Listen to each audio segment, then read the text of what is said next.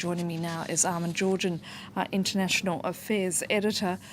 The opposition clearly is keeping up pressure on the Maduro government, but is it actually working?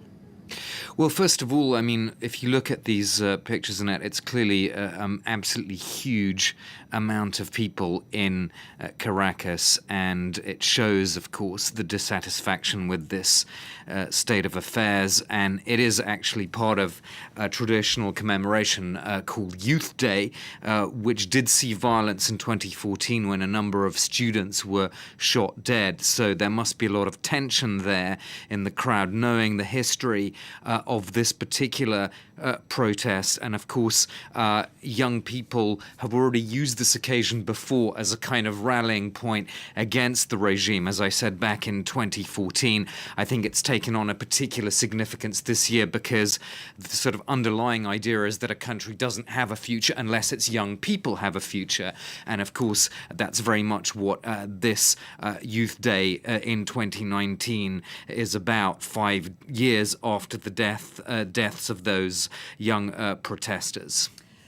Given the numbers we're seeing there in the centre of the city, just how much support does the opposition actually have? And is it centralised in Caracas, or is it more widespread right across the country?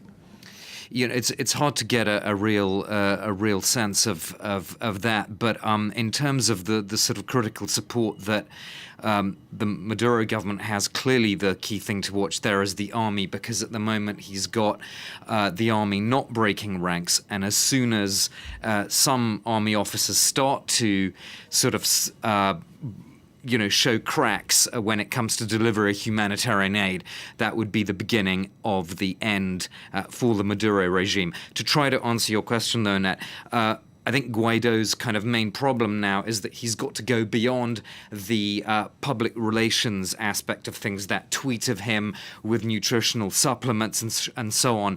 He's got to move beyond that and show that he's actually capable of making a difference to the daily lives of Venezuelans.